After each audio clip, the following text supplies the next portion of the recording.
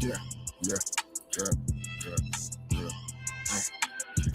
For the love of money, niggas come around. For the love of money, some stay around. For the love of money, what a nigga will do. For the love of the money, yeah. I gotta shake it, 12 at night to 5 in the morning. They don't give a fuck now. If it's for that money, niggas gon' bark and they bite like a motherfucking dog. Gotta party like a motherfucking dog. For that cat, I am gon' roof. And I'm barking at that cat, and I am gon' take the roof off. And I'm riding that ride. Rip, leaning to the left, but I'm steady on the right. I'm swerving with a purpose, with a purpose. A nigga been sipping on that purple. A nigga been cheaping on that purple. Cause I'm getting money, I'm getting money. Cause I'm getting money. And I'm laughing all the way to the motherfucking bank. And I'm telling her, tell me later if she thinking what I'm thinking. Damn me getting money. I walk about the bank and I stuck up in the wheel. To my next big destination, somewhere where I'm gonna be faded, sipping on a motherfucking Molotov, feet in the fucking sand, looking like a motherfucking distant.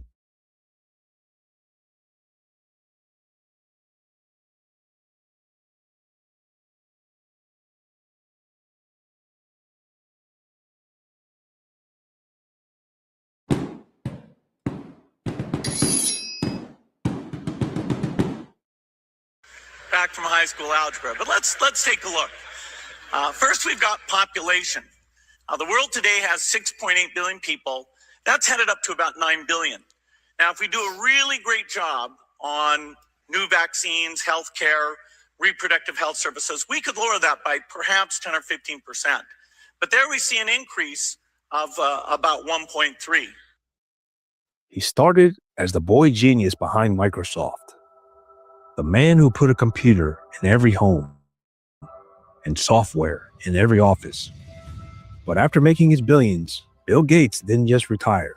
He rebranded himself as a global philanthropist. He poured his fortune into health, agriculture, education, climate, media, even population control. But philanthropy was only half the story. Somehow, the man who gave us Microsoft now funds the World Health Organization, owns more U.S. farmland than anyone alive, pushes synthetic meat and insects for food, bankrolls global media outlets, and wants to vaccinate the entire planet. This isn't about health, it's about power. And the question isn't, what is Bill Gates doing? It's, who gave him this power? So how does one unelected man have more control of your health, your food, and your future than most world leaders? And is Bill Gates really saving the world, or quietly redesigning it to serve his own vision? Let's try and find out. Hello, I'm Mike Droberg, Marine Corps veteran and filmmaker, and we will try to answer these questions on today's episode of Forgotten History.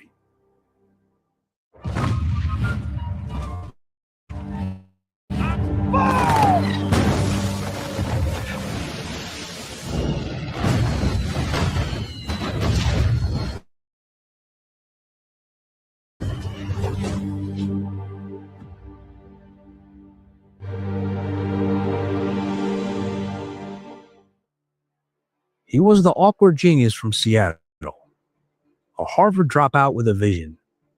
In 1975, Bill Gates co-founded Microsoft, a coding software that would shape the modern world. By the 1990s, Microsoft had a near-total monopoly. Gates became the world's richest man, but it wasn't just brilliance, it was domination.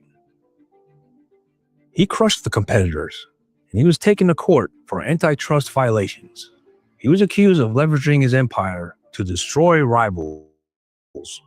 But by the early 2000s, something changed.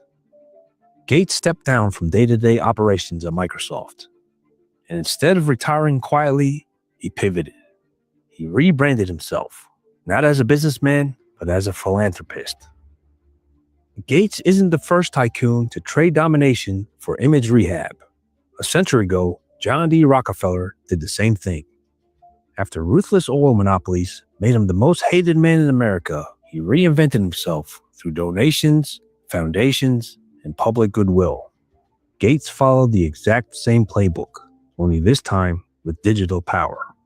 The Bill and Melinda Gates Foundation launched in 2000, claiming to tackle poverty, disease, and inequality. But this was more than charity. It was influence. By giving billions away, Gates bought a seat at every global table that mattered, from the United Nations to the World Health Organization, from Silicon Valley to the Vatican. He was no longer just a man behind Microsoft. He was quietly becoming the man behind everything. Bill Gates says he's just saving lives, but what he's really doing is shaping them, and without your consent. After launching the Gates Foundation, he funneled billions into global health initiatives. At first glance, it looked like charity, but Gates wasn't just donating, he was buying influence. His foundation became the largest private donor to the World Health Organization, donating over $5.5 billion, the second largest donor to the WHO, just behind the United States. And that kind of money doesn't come without strings. He also funded Gavi, the Global Alliance for Vaccines and Immunization, and the Coalition for Epidemic Preparedness Innovations, CEPI, donating over $4.1 billion to those organizations, on top of funding multiple pharmaceutical R&D pipelines. He pushed vaccines worldwide, especially across Africa and India. What the mainstream never asked was, what were the side effects? In India, a Gates-funded HPV vaccine trial was suspended after several girls died. In 2014, the Catholic Church in Kenya accused the Gates-funded vaccine campaign of secretly sterilizing women. They alleged that the vaccines were laced with HCG, a hormone that when combined with tetanus toxoid could prevent pregnancy. According to church officials, tests from independent labs found HCG in 6 out of 9 samples of the vaccine. Over 2 million were vaccinated, but the WHO denied it. Gates denied it. But the controversy was buried and never resolved. And to this day, no one knows how many women may have been affected. But it wasn't just about vaccines. And so cows alone account for about 6% of global emissions. And so we need to change cows, just cows alone. How are we going to do that? Well, actually, of all the categories, the one that has gone better than I would have expected 5 years ago is this work to make what's called artificial meat. Gates also became the largest private owner of farmland in the United States. Not farming it, owning it. over 260,000 acres. While telling the world to cut carbon emissions, he quietly amassed the land that grows our food. Then he started pushing synthetic meat and bug protein as a climate-friendly solution. And who funds the factories making those bug-based burgers? Well, Gates does. He says it's about sustainability, but when a billionaire tells you to eat insects while he eats steaks, that's not a solution. That's a new form of class control. And his hypocrisy didn't stop there. He tells the world to cut carbon while racking up more private jet emissions than most people produce in a decade. In 1 year alone, Gates logged over 200,000 miles in private air travel. When asked about it, he said he offsets it with carbon credits, like a digital indulgence for the climate elite. Gates also poured over $300 million into media outlets, hundreds of them, NPR, the BBC, The Guardian, even academic journals. They rarely criticize him because they're paid not to. He funds education initiatives, digital ID systems, even pandemic simulations. His reach is so vast, it's nearly impossible to track. From Microsoft to mosquitoes, from malaria to media, Bill Gates has positioned himself as the unelected architect of global policy, all under the mask of philanthropy. And through it all, no votes, no debates, no accountability. Just a quiet, coordinated expansion of control over the systems that decide who eats, who works, who travels, and who lives. The question isn't whether Gates is involved. It's how much of your life he already owns. If this was just about philanthropy, it would end here. But it doesn't. Because the deeper you look into Bill Gates' global empire, the darker it gets. Starting with Jeffrey Epstein. It was reported at that time that you had a number of meetings with Jeffrey Epstein, who, when you met him 10 years ago, he was convicted of soliciting prostitution from minors. What did you know about him when you were meeting with him, as you've said yourself, in the hopes of raising money? Is there a lesson for you, for anyone else looking at this? Well, he's dead. So, in general, you always have to be careful. I'm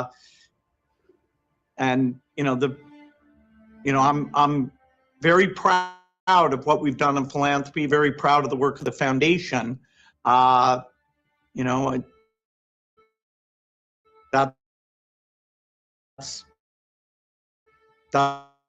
what I get up every day and focus on. About philanthropy, but his own wife, Melinda Gates, later cited those meetings as a key reason for their divorce. Why would the world's richest man need advice from a convicted pedophile? Then there's the Vatican.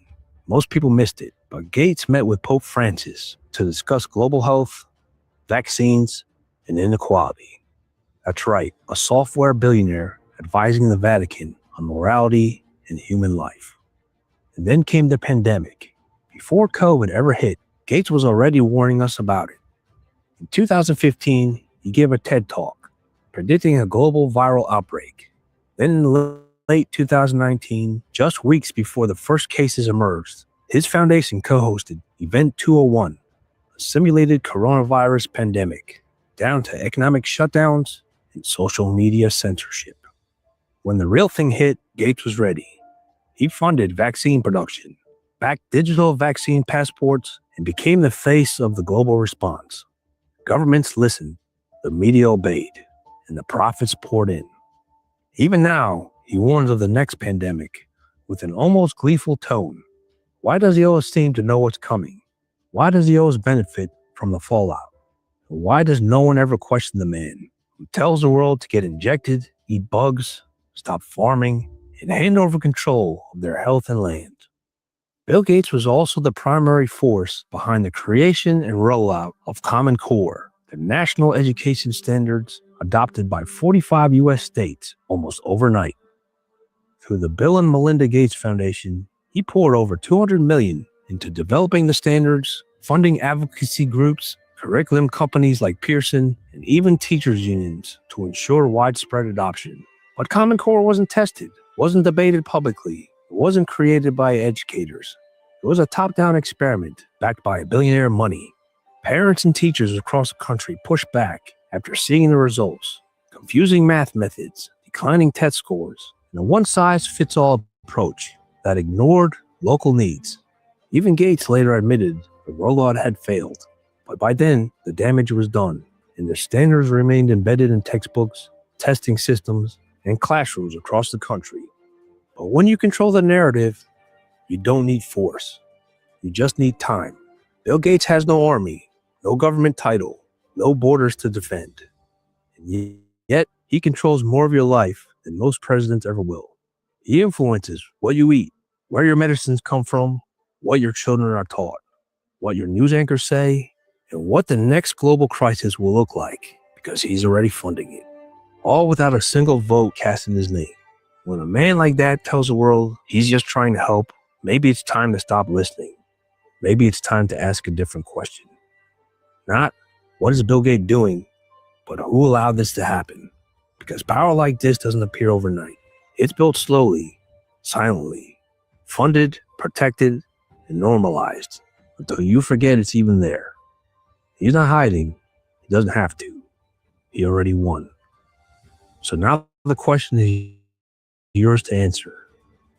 How much longer are you going to pretend it's not your problem? Thank you for watching Forgotten History. Please like, share, and subscribe.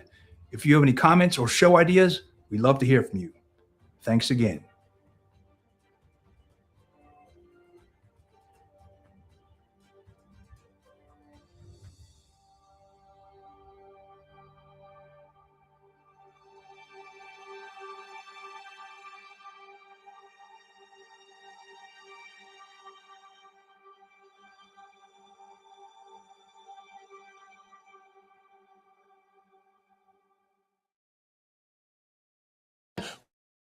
We have our future First Lady, the next Mrs. Donald Trump, Nicki Minaj, whose support for Trump might one day express itself in her music. Is any of this kind of, I don't want to say change, but this evolution of Nicki Minaj going to be represented in new music that you may publish?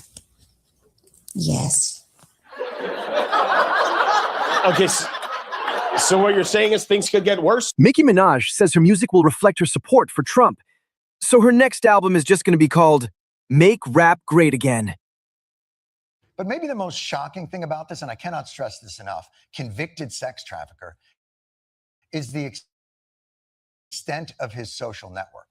We mentioned some of the emails between Epstein and writer Michael Wolff. Epstein emailed he received a gift from Saudi Crown Prince Mohammed bin Salman. Contacts include liberal academic Noam Chomsky, Ehud Barak, and Larry Summers, Deepak Chopra, Soon-Yi Previn, Woody Allen's wife, Landon Thomas of the New York Times, the former Prince Andrew, Ken Starr, Peter Thiel. Look at the names in these emails. You get Democrats, Republicans, Silicon Valley billionaires, spiritual thought leaders. You got an Israeli prime minister and the crown prince of Saudi Arabia. My God, the range. What it tells you is that a certain stratosphere, the petty differences of class and race and religion fade away. We're left and right, Jew, Arab, and Christian, ultra rich and, oh my God, is that a rocket rich? Find common ground and show us that we can live in peaceful coexistence. It would be almost beautiful. If not for the sex trafficking part. I'm not saying these people are all in the ring, but Epstein was a convicted sex offender at the time of these emails. And of course, mentioned in these emails more than anyone else, more than 1,600 times, is Donald Trump. Is that evidence of his guilt? No. But it shows that he's a part of that world.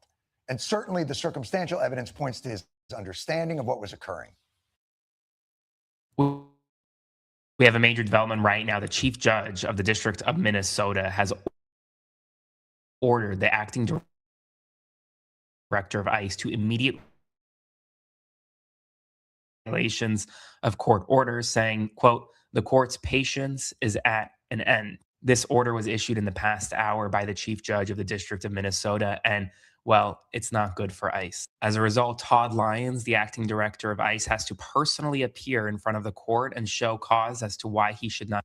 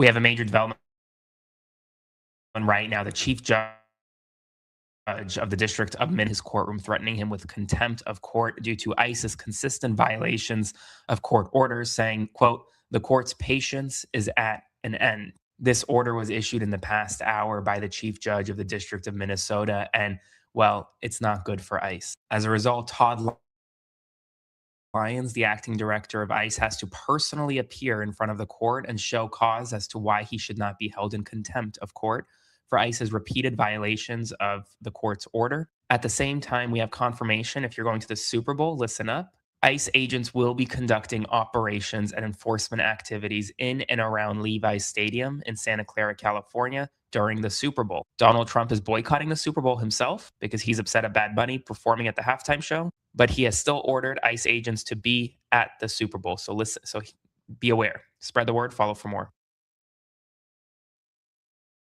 We have some big news right now. The Epstein Files fallout is growing fast. More their jobs today, according to the Washington Post. The Prime Minister of the United Kingdom's Chief of Staff, Keir Starmer's Chief of Staff, has resigned, effective immediately. He said, quote, "The decision to appoint Peter Mendelsohn was wrong. He has damaged our party, our country, and trust in politics itself.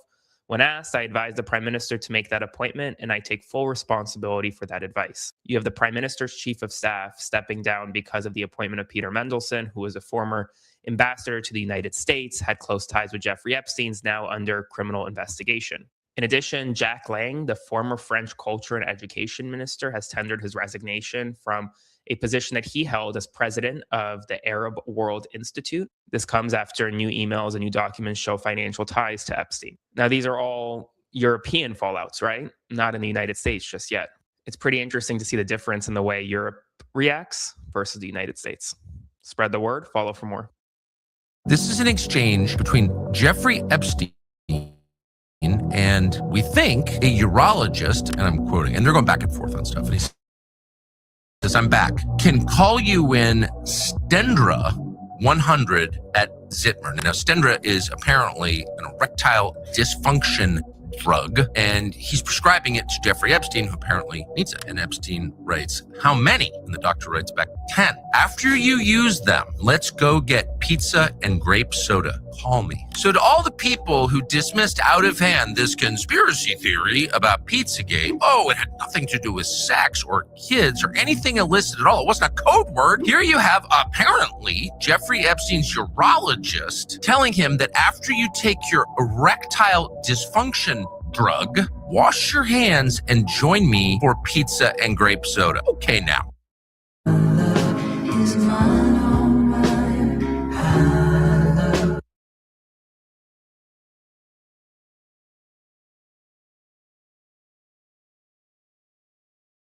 Reason for this is that we have invested a huge amount in nuclear deterrence, but we've actually invested very little in a system to stop an epidemic.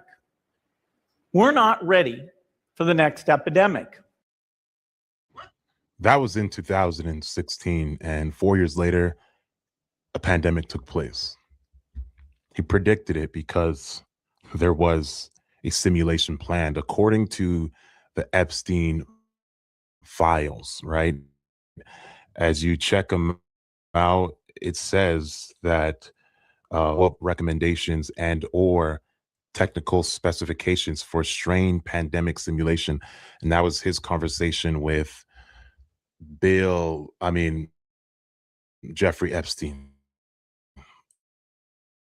I mean, oh my goodness, and has spoken out. I left my marriage. I had to leave my marriage. I wanted to leave my marriage. I had to leave I felt I needed to eventually leave the foundation. So it's just sad. So whatever questions remain there of what I can't even begin to know all of it, those questions are for those people and for even my ex-husband. You know, Bill Gates also came out and denied everything. The email is, false.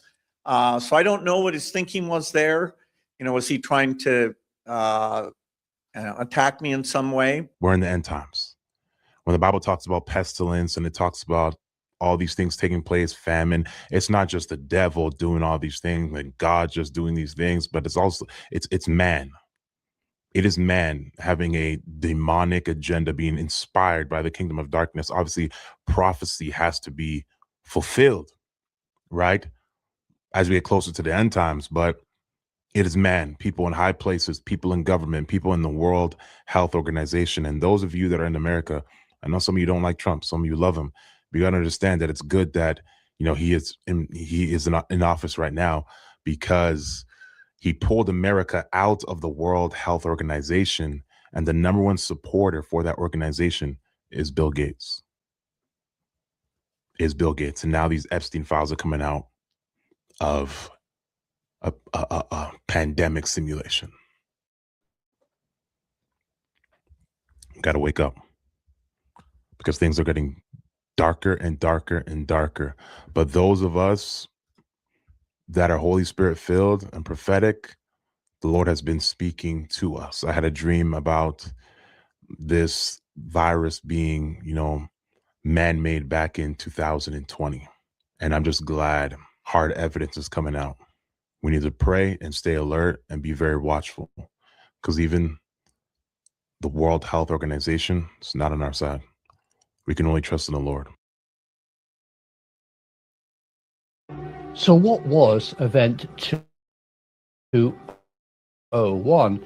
It's really fascinating. October 2019, the Johns Hopkins University pulled together the United Nations, Bill and Melinda Gates Foundation, the head of UPS, Marriott Hotels, Lufthansa, and people from all over the world to run a simulation of a pandemic, but not any old pandemic. Johns Hopkins University came up with a scenario to test these business and political leaders, and it was a coronavirus outbreak.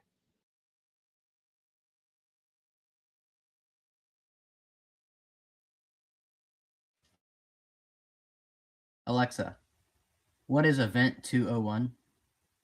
In October 2019, exercise known as Event 201 simulated a high-level response to a global pandemic by government, health, and business leadership.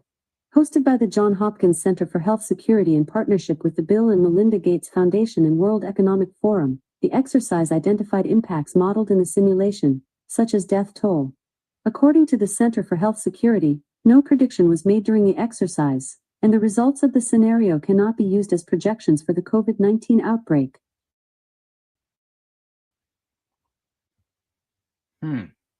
Very interesting.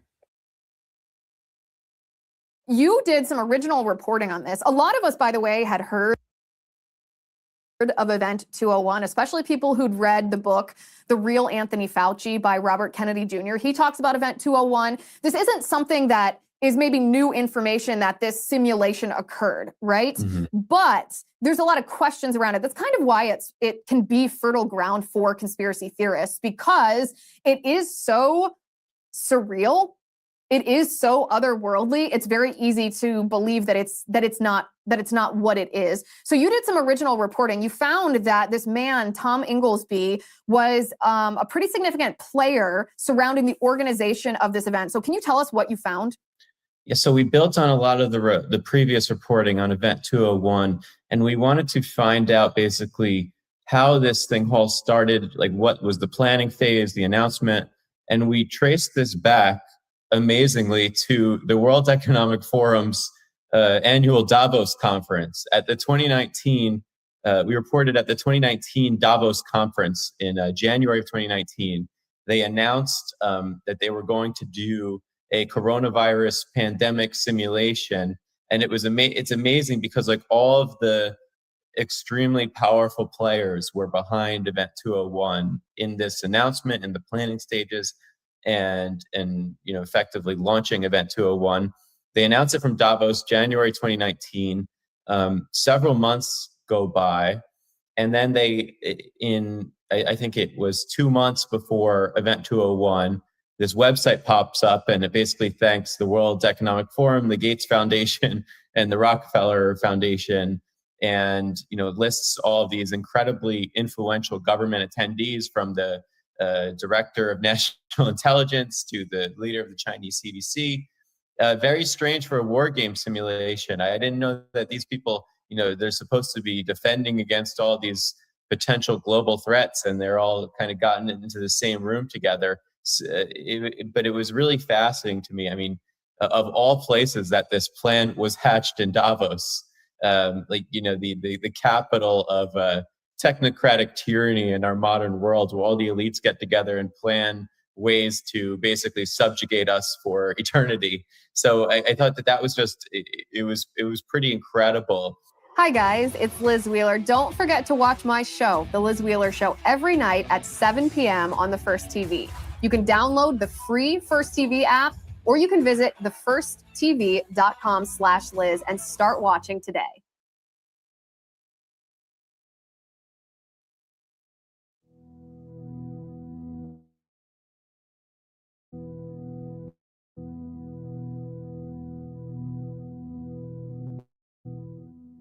On behalf of the Gates Foundation, I'd like to extend a very warm welcome to our audience here in New York, as well as our larger virtual audience participating online today. The Event 201 scenario is fictional. Today's scenario is going to simulate meetings of a multi-stakeholder group called the Pandemic Emergency Board.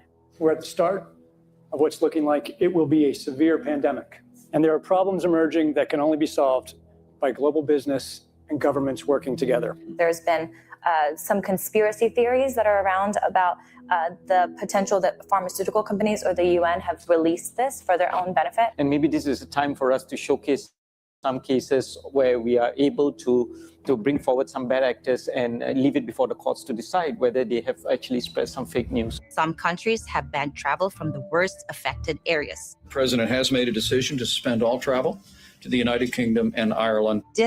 And misinformation circulating over the internet. Across the world, misinformation about the virus is being shared online. A significant demand for N95 masks and gloves are on the rise. The demand for N95 masks to prevent the deadly airborne virus has surged. We could eventually have 52 million treatment courses per year, but it will take many months to get there. We're still many months out from having something that we can really deploy to the public. And 65% of those polled are eager to take the vaccine, even if it's experimental. A new poll finds that 49% of Americans say they would get a COVID-19 vaccine should an effective one be discovered. I'm curious, who wrote the Event 201 script? If the visionaries of the event knew at least 1 year in advance what was needed, why didn't they take care of those things? Considering that Bill Gates has donated half of his fortune to make the world safer, why didn't he help to better prepare our hospitals and frontline workers? Why didn't any of the event's wealthy sponsors do something?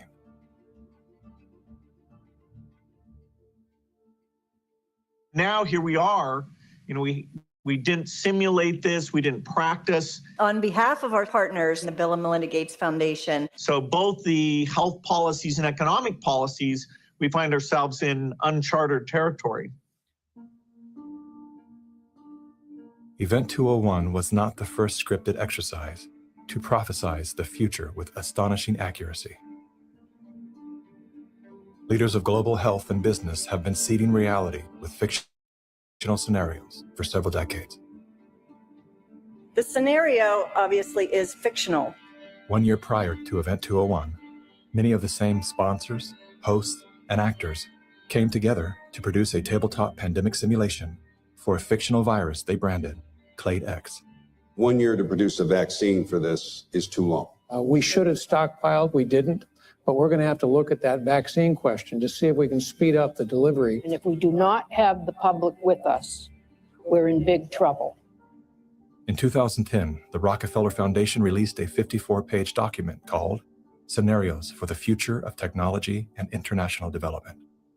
Page 18 features the pandemic scenario, Lockstep, a world of tighter top-down government control and authoritarian leadership, with limited innovation and growing citizen pushback. China's government was not the only one that took extreme measures to protect its citizens from risk and exposure. During the pandemic, national leaders around the world flexed their authority and imposed airtight rules and restrictions, from the mandatory wearing of face masks to body temperature checks at the entries to communal spaces like train stations and supermarkets. Even after the pandemic faded, this more authoritarian control and oversight of citizens and their activities stuck and even intensified.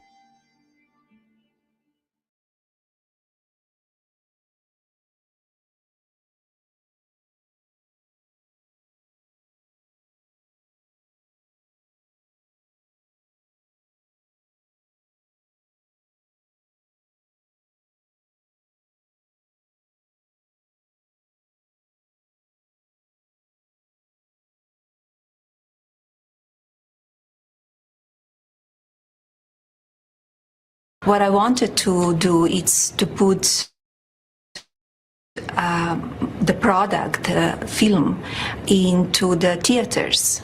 Very cinematic product. People will see it, will see fashion. All accurate except for the part where people will see it. Where is Black MAGA? Seriously, where are you? Creating AI generative videos of Barack and Michelle Obama as monkeys. And he's doing this during Black History Month. Again, where is Black MAGA? His administration is also trying to rewrite history. He wants references to Medgar Evers' murderer being a racist to be removed. Byron Della Beckwith was a racist, a loud one, a proud one. He was a card-carrying member of the Klan, and he ended Medgar Evers' life in his own driveway for challenging white supremacy in Mississippi. And you can't tell the story honestly without mentioning that this man was part of the Klan. While Medgar Evers was a World War II veteran, he served his country. He was a father, family man. He was an NAACP field secretary, and he put his life on the line every single day while he worked to desegregate the University of Mississippi. And for that, he had his life taken away from him. When history like this is being scrubbed, where is Black MAGA? Why aren't you speaking up? Is it because you can't, or is it because you just don't care? The world is still in shock over Donald Trump's surprise door dashing of Nicolas Maduro to Brooklyn. And he didn't even tit.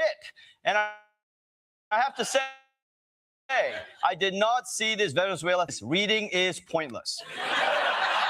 But now Maduro will face justice in the best legal system in the world that we illegally kidnapped him to. And it all began yesterday morning when he showed up to court. And if this isn't Iraq all over again, why are they reusing Saddam Hussein's courtroom sketch?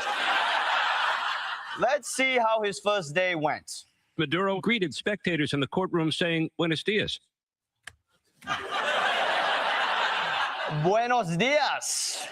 Smart legal strategy by Maduro. If he speaks Spanish, ICE might bust in and deport him back to Venezuela just out of habit.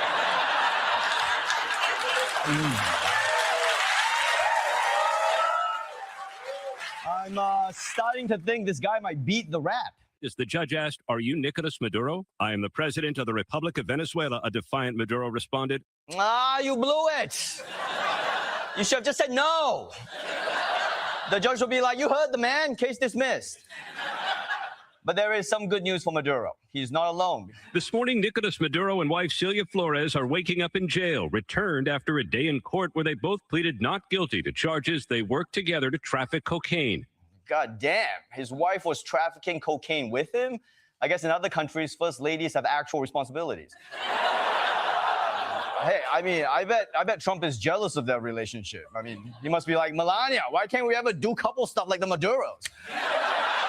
Now, they might spend the rest of their lives together in prison, but to be fair, aren't all marriages kind of a prison? It's okay, I can make that joke. My wife only watches on Mondays.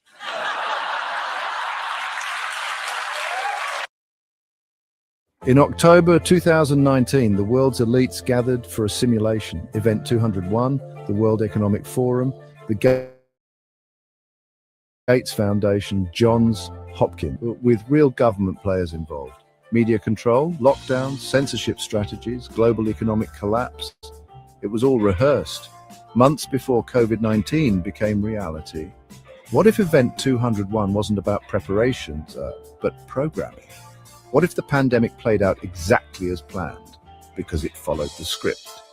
When the next simulation begins, will you recognize it for what it is? Like, subscribe and comment your wildest "what if" before reality gets rewritten again.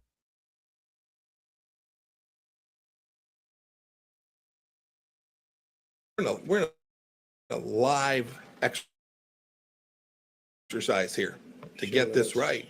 We're in a live exercise to get this right.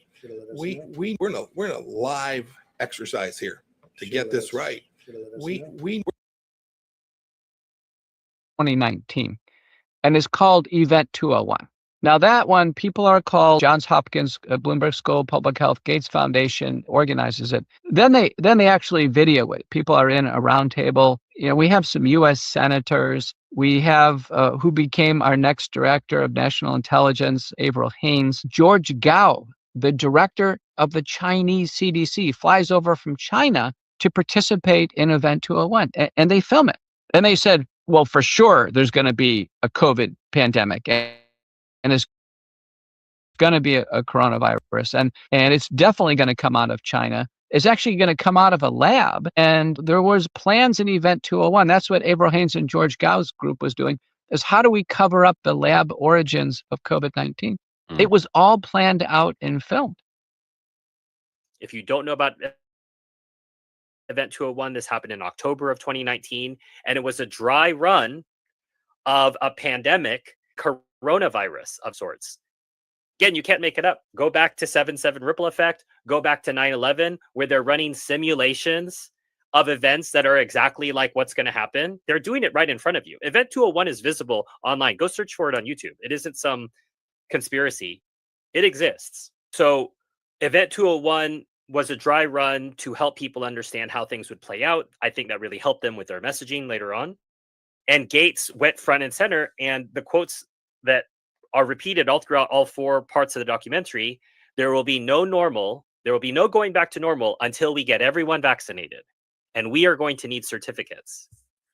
And I think for a brief time, that seemed to be the case. You know what that subject matter was at Event 201? What was it? It was a beta coronavirus comes out of a lab in Wuhan, China, and infects the whole damn world and starts a pandemic. That was literally that thing he just looked up. That bullshit he just said Event in October of 2019. That was the scenario that they were planning for. And then the scenario actually fucking happened. No way. That's not true. That's absolutely true. Read on. During this event, and you can pull up the transcripts on their website, by the way. This is public information. You can pull it up where they talk. They've got the white paper printed. And the paper also says if somebody could make a vaccine for this, they would be the richest person ever, because you've got a captive market. Everybody on the planet wants this thing, right? If they're sick, or most everybody, you know, the government's going to pay for it. So you're going to get your money. And they might even make it mandatory.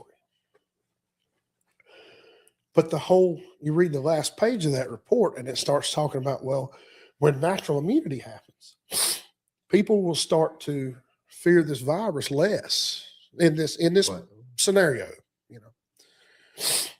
They'll start to fear the virus less and they won't get the shot. So how do we keep them getting the shot to make money? We make them afraid of it. That way they'll keep making us money. And we got to cut the natural immunity back. So we could do that with lockdown, social distancing,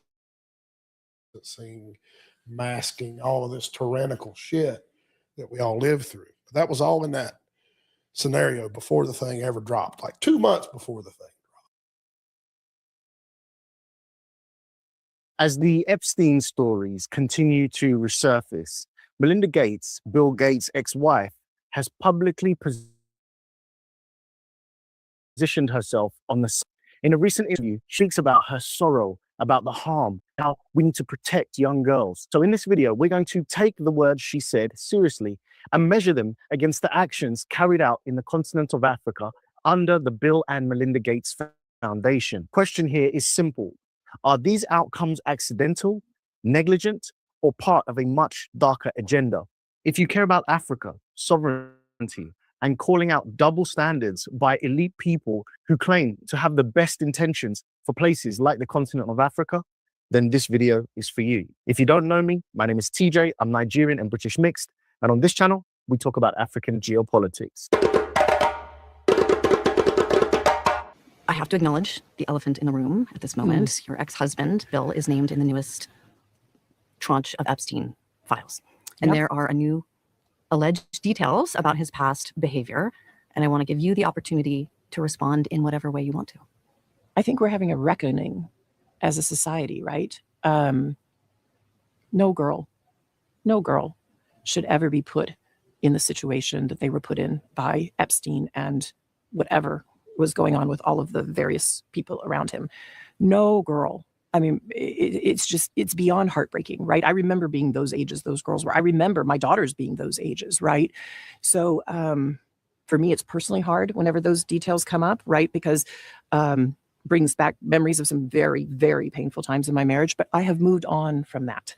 I purposely pushed it away and I moved on. I'm in a really unexpected, beautiful place in my life. So whatever questions remain there of what I can't even begin to know all of it, those questions are for those people and for even my ex-husband. They need to answer to those things, not me.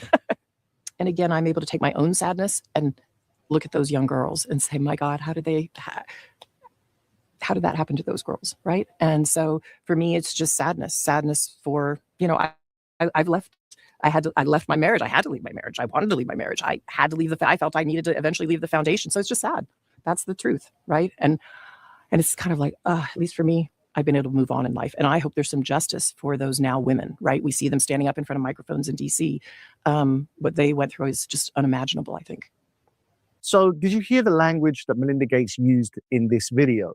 Along with her body language of concern and pain, she talks about girls, harm, justice, and unimaginable sadness. That language sets a moral standard. And that is where the contradiction, in my opinion, begins. Because while she speaks about protecting women and young girls, the foundation she led was intervening directly in the reproductive lives of millions of African women. This is not abstract policy. It is biological intervention. Under Melinda Gates' leadership, the Bill and Melinda Gates Foundation pushed long-acting hormonal contraceptives across Africa at massive scale. These contraceptives were controversial to be used in the West, but somehow in Africa, it made all the sense in the world. By the early 2020s, serious health risks linked to these drugs were already being raised in medical literature right up until very recently. And this is where the double standard begins.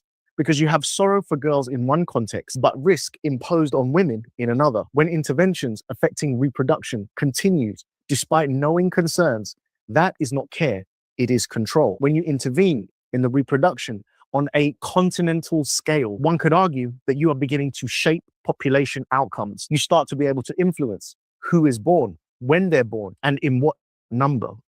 In Africa, a continent long targeted by population control rhetoric, that power carries a dark historical weight. And this is where Jeffrey Epstein enters the conversation, not as scandal, but as ideology. In a previous video I made, I examined Epstein's own language and his use of the term goyim, a term understood to mean non-Jews.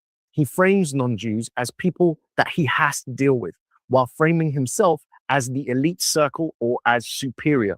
That worldview echoes the same supremacy logic that justified colonial domination and population management in Africa for decades. Many of you have dropped comments asking how you can support this channel, even offering to donate or help financially.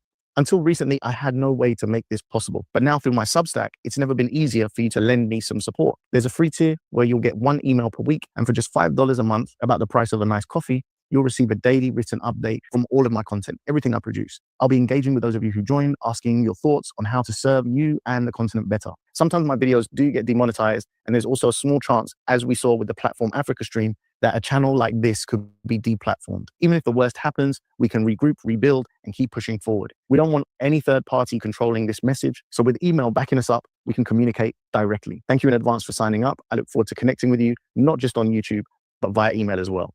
Epstein openly spoke about population control, genetic superiority, and using reproduction as a tool of power. Bill Gates may be trying to distance himself right now, but his association is now fully documented. Melinda Gates has to come out and speak this language of justice to disassociate herself. But the foundations she led, along with Bill, pushed policies in Africa that align with those same ideas of control, reproduction, control of food, control of health, and control of data. All themes that I've discussed as being part of this Paxika global surveillance system of control that is linked to economic survival of everyday people, including those in Africa. At this point, the conversation has to widen. You dig deeper and you find out that there is a far wider pattern when it comes to Bill and Melinda Gates in the continent of Africa. Let's look at agriculture, for example. The foundation pushes GMO seeds across the continent through programs like AGRA, A-G-R-A. Farmers sometimes, by law, are not allowed to save these seeds or replant them, forcing repeated purchase every single season. Seed sovereignty is being destroyed by this system. Dependency is being increased. And all this under the guise of helping save lives and helping the hunger crisis. Well, does it make sense to have seeds that have been used for multiple generations in Africa that can produce more seeds? Or does it make sense to have seeds that are controlled by patents and GMO engineering that you have to repeatedly buy from the companies that Bill and Melinda Gates own? What makes it worse is these GMO systems are tied to chemicals like Roundup. Roundup has been linked to cancer in thousands of lawsuits, which billions were paid out in settlements. It is part of the same corporate ecosystem that sells both cancer chemicals and cancer treatment. And guess who invests in both? The same company that produces the product that has created millions in lawsuits because of cancer causing also owns the pharmaceutical company that treats that very cancer. So now we have contraception, GMO seeds, pharmaceuticals, and fertilizers, all owned, all controlled, and all pushed by one foundation, not around the world, not in America, not in the UK, but specifically in Africa and the global south. But if this is also bad, why is there not massive outcry from the media system? Well, the Gates Foundation funds journalists, media outlets, NGOs, researchers, and policy groups. It funds the story itself. And that story creates an echo chamber where praise is amplified and criticism is buried. Good actions do not require this level of protection. Controversial ones do. And of course, they have the money to bankroll it all. This is how control expands. Vaccines, which are also part of their ecosystem, are rolled out with limited transparency. Digital identity systems, which they're also linked to.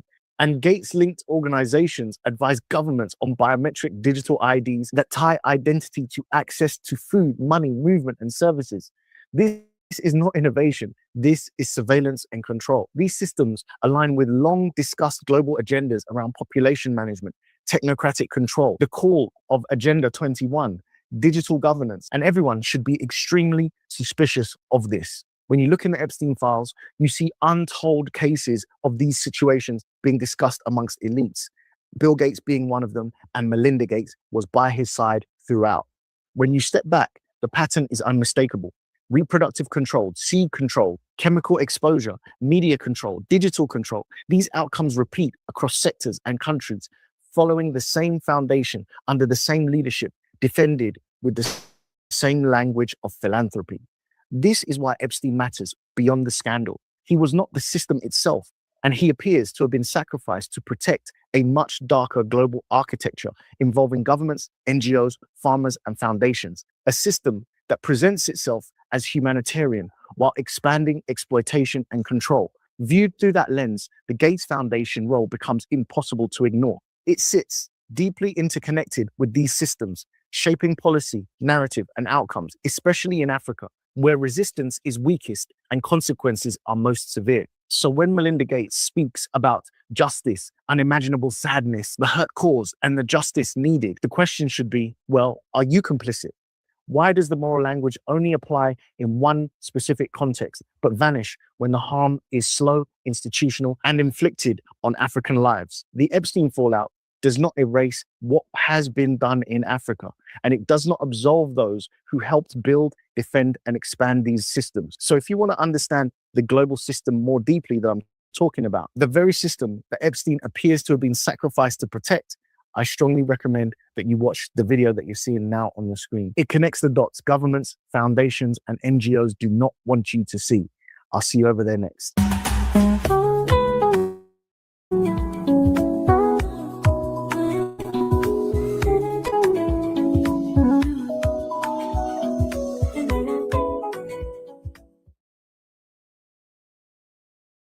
The Department of Justice and FBI have just announced what they call the largest international operation against fentanyl and opioid trafficking on the dark net. Downing 2 sheriffs, several police officers, and a former state trooper. 5:47 a.m., Coral Gables, Florida. DEA Special Agent Victor Reyes pressed against the wall of a $12 million mansion, waiting for the signal to break in. This was supposed to be a routine drug raid. Intelligence said Carlos Oltre Mendoza, a high-ranking CJNG cartel member, was using this mansion as a stash house. DEA expected to find drugs, cash, maybe weapons. Just another South Florida bust. But when the door blew open and agents rushed inside, they found something that would change everything. Yes, there were drugs. 2.4 tons of cocaine and 680 kilograms of fentanyl hidden throughout the 12,000-foot mansion. Good morning. Today we are here in New York to announce a historic arrest across a wide-sweeping criminal enterprise that envelops both. Yes, there was cash, 87 million vacuum-sealed inside walls. But in Altegra's private office, in a hidden room behind a false bookshelf, DEA agents discovered something far more disturbing. Police evidence room keys, Miami-Dade police uniform, Naim Sheriff's Office badges, secret room exposes police corruption network surveillance equipment watching police station, and a leather-bound ledger labeled monthly payroll containing 3 years of payments to Sheriff Antonio Vargas and 17 police officers across Miami-Dade County. In that moment, what started as a drug raid became the exposure of a $1.4 billion corruption network that had spread into 3 law enforcement agencies. The cartel wasn't just operating in Miami. They had bought the very people supposed to stop them. How did a routine DEA raid accidentally expose the largest police corruption scandal in Florida history? Hit like, comment, and subscribe before we reveal how one mansion contained evidence that would destroy careers and lives and send a sheriff to prison for eternity. The mansion at 847 Coral Way, you'd expect cartel's gated entrance, security reinforced doors, floor to ceiling overlooking the kind of property that screamed wealth and the kind of wealth that came from moving tons of drugs. DEA had been watching Carlos Mendoza for 8 months. Wiretaps revealed he coordinated CJNG operations across South Florida, receiving shipments from Mexico, processing cocaine, distributing to cells from Miami to Orlando. Intelligence suggested he kept large amounts of product and cash at his Coral Gables home. A federal judge approved a no-knock warrant. At 5:52 a.m., the battering ram hit the front door. Agents poured through the entrance, weapons drawn, clearing rooms with practiced efficiency. Mendoza was in the master bedroom. I'm scrambling for a weapon. He was tackled, handcuffed, and secured before he could reach the nightstand where a loaded Glock waited. The first search revealed exactly what DEA expected. In the garage, 400 kilograms of cocaine hidden inside a luxury SUV's modified compartment. In the basement, another 2 tons of cocaine vacuum sealed in duffel bags. In the master bathroom, 680 kilograms of fentanyl stored in waterproof containers. In the kitchen, $23 million in cash rubber banded and stacked in the pantry behind canned goods. But Agent FBI discovers $115 million. Cartel payroll ledger Reyes noticed something odd. The mansion's square footage didn't match the inside measurements. There was missing space. He studied the layout and realized the office was too shallow. The back wall should extend another 15 feet based on the outside measurement. He checked the bookshelf covering the back wall and found a hidden room that would change everything. Inside was a command center that looked more like a police operations room than a cartel hideout. 3 computer monitors showed live feeds from cameras placed outside Miami-Dade Police Headquarters, the Miami Police Department's main station, and the county sheriff's office. Radio equipment was tuned to all 3 of these frequencies, in real time listening to police communications. A wall-mounted map showed police patrol patterns marked with notes about which routes were safe and which had couldn't ride. And on the desk in plain sight, Reyes opened with gloved hand. The page was labeled Nomina Mensu Monthly Payroll. Meant what followed were 3 years of careful records showing payments to law enforcement officers. Sheriff Vargas, $400,000 per month. Then 17 entries with badge numbers, first names, and payment amounts ranging from $50,000 to $150,000 monthly. Each entry included notes, raid warnings, evidence disposal, witness intimidation, escort services. The ledger totaled $3.2 million in monthly bribes. Over 3 years, the cartel had paid $115 million to corrupt the very people supposed to stop them. It got worse. Reyes found a box containing evidence room keys from Miami-Dade police, official uniforms, spare badges, and body cameras. He found encrypted phones with text message threads between Mendoza and people identified only by badge numbers. Within 3 hours, FBI agents from the Miami field office had secured the mansion as a federal crime scene. The DEA and the slow, careful process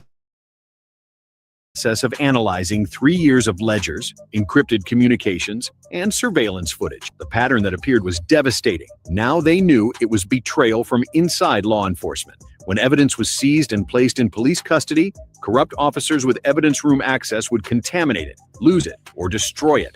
Important evidence in major trafficking cases had mysteriously disappeared, forcing prosecutors to drop charges against cartel members who should have been convicted.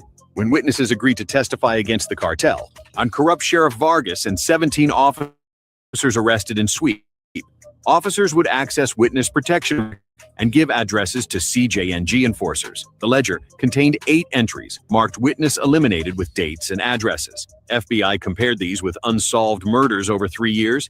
8 people who had agreed to testify against CJNG had been killed within weeks of giving statements to police. The officers had signed their death warrants, and perhaps most disturbing, when rival cartels tried to move product through Miami, corrupt officers would arrest the crews on real charges, then deliver them not to jail, but to CJNG enforcers. FBI worked in complete secrecy. They couldn't risk warning any of 18 corruptors. They couldn't use Miami-Dade resources or trust local law enforcement. The investigation was done entirely by federal agents from outside Florida working under the deepest classification rules. FBI got federal warrants for all 18 suspects. On May 15, 2025 at 6 a.m., FBI carried out Operation Blue Wall Down, simultaneous arrests of Sheriff Vargas and all 17 corrupt officers. FBI tactical teams hit 18 locations across Miami-Dade County in a coordinated strike designed to stop any suspect from warning others. At his waterfront home in Key Biscayne, Sheriff Vargas was arrested in his driveway as he prepared to leave for work. FBI found $2.3 million in cash hidden in his garage, along with encrypted phones and cartel communications. Across the county, 17 officers woke up to FBI agents at their doors with arrest warrants. Some surrendered right away. Others tried to run. One officer jumped his backyard fence and ran 3 blocks before being tackled by pursuing agents. 2 officers tried to destroy evidence, frantically deleting files and smashing phones before FBI could secure them. 1 officer, facing the reality of life in prison, tried to die by swallowing pills, but was immediately given medical attention and survived. By 8 a.m., all 18 suspects were in federal custody. The news hit South Florida like a thunderclap. The sheriff and 17 officers arrested on federal corruption charges. The impact spread through every law enforcement agency in the region. May 16, 2025, Attorney General Pamela Bondi and FBI Director Christopher Wray held a joint press conference in Miami, alongside Florida Governor Ron DeSantis. Yesterday, federal law enforcement arrested Sheriff Antonio Vargas and 17 police officers for running a criminal enterprise on behalf of the Jalisco New Generation cartel. For 3 years, these individuals betrayed their badges. Miami's $1.4 billion CJNG pipeline gets their departments and the citizens of Miami. They warned cartels about raids. They destroyed evidence. They gave witness addresses that resulted in murders. They arrested rival traffickers and delivered them to cartel enforcers for execution. They protected a $1.4 billion drug trafficking operation. The charges were wide-ranging. All 18 faced federal counts of narco-terrorism, conspiracy to distribute narcotics, obstruction of justice, witness tampering, kidnapping conspiracy, and murder conspiracy. And their testimony gave devastating detail about how the corruption network worked, how officers were recruited, and how crimes were coordinated. Sheriff Vargas and 3 officers refused any deal and went to trial in September 2025. The trial lasted 8 weeks. Prosecutors presented $450 of wiretapped conversations, the complete ledger showing $115 million in bribes, body camera footage showing crimes in progress, financial evidence of unexplained wealth, and testimony from the 14 officers who had pleaded guilty. The jury deliberated for 6 hours before returning guilty verdicts on all counts for all 4 defendants. In December, sentencing was severe. Sheriff Vargas received consecutive die in federal prison. The 3 officers received sentences of 65, 75, and life without parole. For Miami-Dade County, the aftermath was painful, but necessary. Governor DeSantis appointed an interim sheriff and ordered complete reviews of all 3 affected departments. New rules were put in place. Mandatory financial disclosure for all officers, random integrity testing, FBI liaison positions in each department, protected channels for reporting corruption, and federal oversight of major operations. The impact on cartel operations was immediate. Without law enforcement protection, CJNG's Miami network collapsed. Federal agents, no longer worried about leaks, carried out raids that seized an additional 18 tons of drugs and $340 million in cash over 6 months. Trafficking routes that had operated without consequences were disrupted. The organization that had paid $115 million for protection got nothing in return but prison sentences for everyone involved. For the families of the 8 murdered witnesses, learning that police officers had given their addresses to killers brought grief and anger. Federal victim compensation provided financial support, but nothing could bring back their loved one. People who had done the right thing by cooperating with law enforcement were betrayed by the very officers they had trusted. President Trump spoke about the scandal during a speech on cartel violence. A sheriff and 17 police officers in Miami were arrested for working with drug cartels. They didn't just look the other way. They actively helped poison flow into American communities. They got witnesses killed. They protected murderers. They betrayed everything the badge represents. But they were caught. They were prosecuted. And they will spend the rest of their lives in prison.